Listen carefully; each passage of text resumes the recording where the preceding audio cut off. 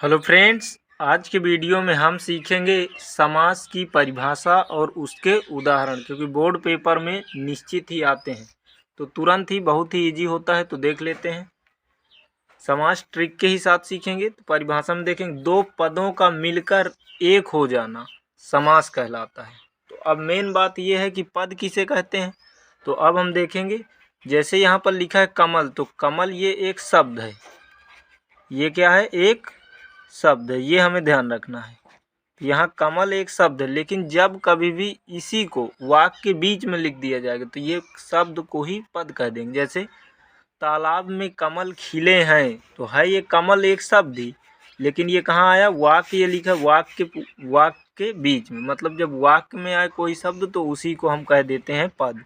तो यहाँ पर ये है कमल पद।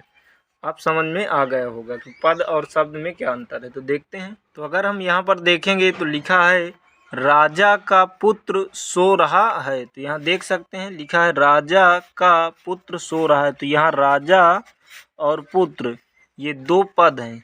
ये हो जाएगा फिर पहला पद और ये हो जाएगा दूसरा पद, मतलब है पद ही। तो देख सकते हैं ये दो पद हो गए। अब दो पदों का एक हो जाए, मतलब एक कर दिया जाए, तो वही हो जाएगा समास। तो राजा का पुत्र सो रहा है, इसी को हम कह सकते हैं राजपुत्र सो रहा है। तो दो पद एक ही हो गए हैं यहाँ।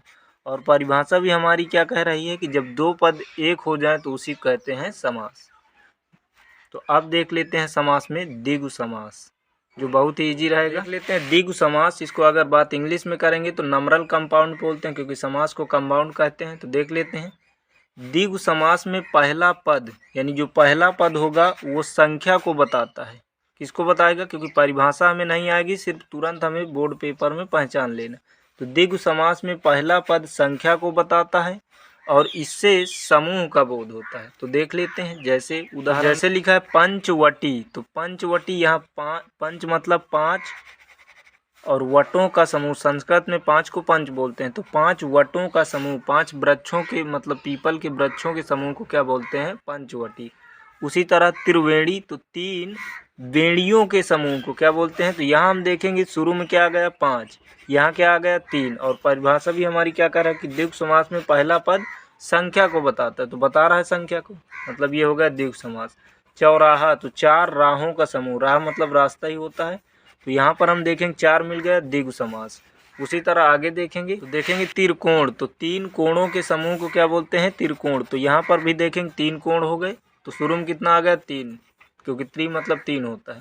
तो ये भी द्विगु समास। उसी तरह नवरत्न, तो नवरत्नों के समूह को क्या बोलते हैं हम? नवरत्न। तो शुरू में क्या आ गया? नव। तो जब यदि हमें पहला पद संख्या को बताए तो वहाँ पर होगा द्विगु समास। ये हमें ध्यान रखना है। तो आई होप कि वीडियो समझ में आया होगा। तो मिलते हैं फ्रेंड्स एक नए वीडियो के साथ। Best of luck.